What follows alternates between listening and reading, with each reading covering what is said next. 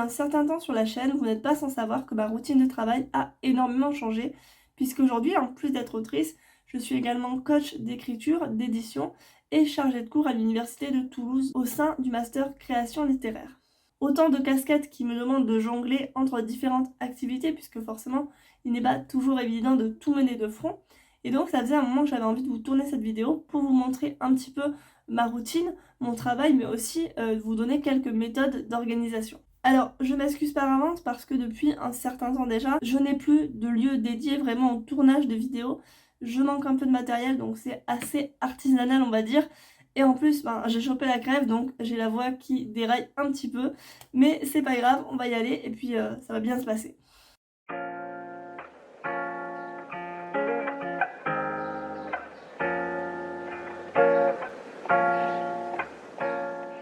Donc il faut savoir que moi je commence toujours ma journée à 8h30 parce que c'est le rythme naturel que j'ai trouvé et je commence par préparer ma liste d'objectifs du jour afin d'avoir une vision claire de ce que je dois faire.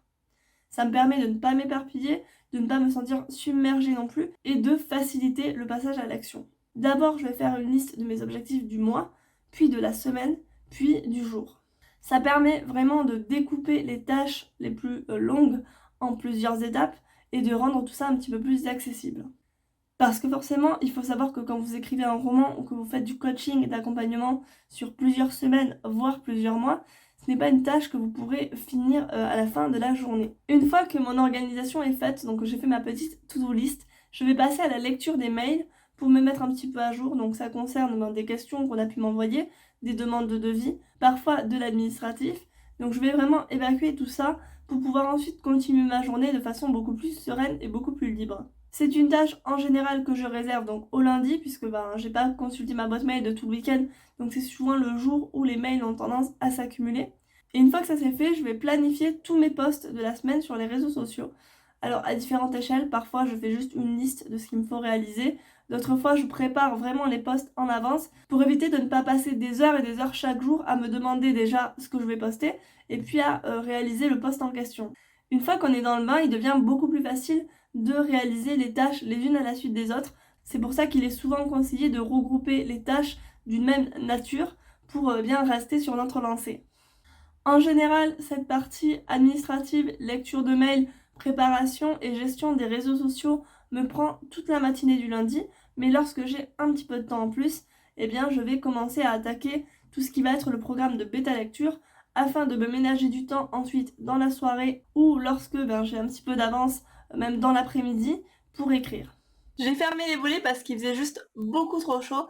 Et là, ce qu'on va faire, c'est que comme c'est presque midi et que j'aurai clairement pas le temps d'embrayer sur la bêta lecture, puisqu'il faut savoir que je fais des sessions de bêta lecture d'1 à 2 heures pour pouvoir chronométrer mon travail, mon avancée et arriver à budgétiser tout ça, je vais en profiter pour faire une autre tâche, en tout cas pour la commencer. J'ai reçu il y a quelques jours les projets de création du Master 2 création littéraire donc de Toulouse et comme je suis membre du jury, je vais commencer à potasser tout ça, à noter leur travail pour être prête le jour de la soutenance.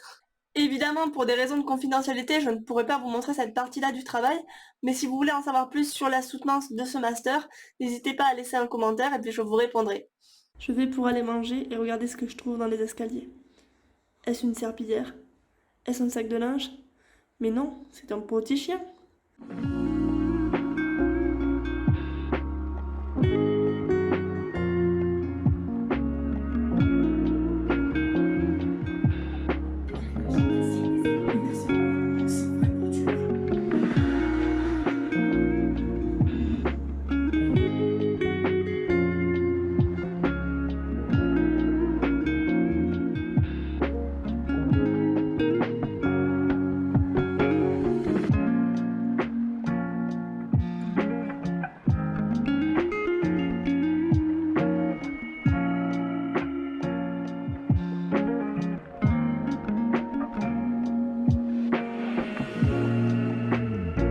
La pause repas et lecture est finie, ça y est, et l'heure est venue maintenant à 1h30 de commencer les bêta lectures puisque j'ai des prestations de bêta lecture pendant lesquels j'aide les auteurs à réécrire leur manuscrit.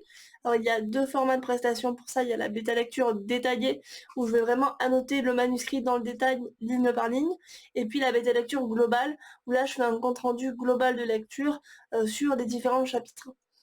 Cet après-midi, j'ai 2 prestations à mener en même temps, donc pour voir un petit peu, pour comptabiliser le temps que ça me prend, mon avancée, voir si je suis à la traîne ou pas.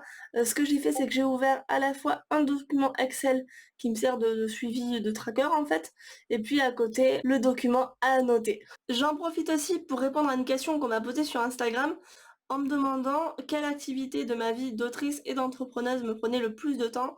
Clairement, sans hésitation, c'est la bêta lecture, parce que même si on a conscience de notre propre rythme, ça va beaucoup dépendre du manuscrit sur lequel on doit travailler, du nombre d'annotations à faire, du nombre de remarques, de retouches, et donc c'est assez difficile de quantifier le temps que va prendre un projet, ce qui fait que ça peut être aussi parfois assez décourageant. Il est presque 16 h et je viens de finir ma grosse session de bêta lecture de l'après-midi. Alors je suis vraiment très contente parce que cette session-ci, j'ai été extrêmement productive. Du coup, je suis en avance sur mon planning, ce qui fait que je vais avoir le temps d'écrire ou de faire du montage un petit peu plus tôt que ce qui était prévu.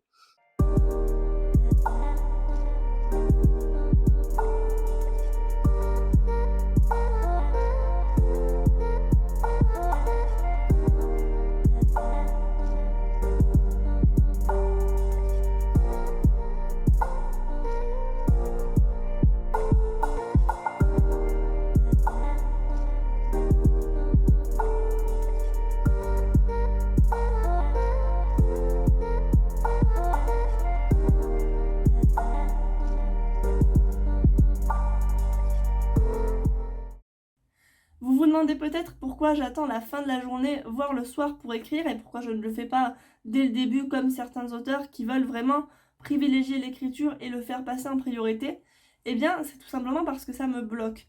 Moi, si je suis face à mon texte et que je sais que je vais avoir plein d'autres tâches à réaliser par la suite, eh bien, je vais avoir beaucoup plus de mal à m'immerger de façon sereine. J'ai vraiment besoin de savoir que c'est un moment à moi, un moment où je ne vais pas m'interrompre, où je ne vais pas être sollicitée, et en même temps, écrire le soir, ça me permet de ne plus pouvoir repousser la tâche, de ne plus pouvoir procrastiner. Je n'ai pas le choix, c'est maintenant, il faut que je m'y mette.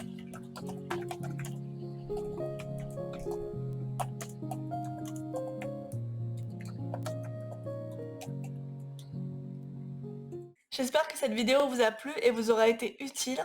Si c'est le cas, n'hésitez pas à vous abonner. Moi, ça a été un plaisir de la tourner, vraiment, de vous inviter dans les coulisses de la vie d'auteur. Je vous dis à très vite et écrivez bien.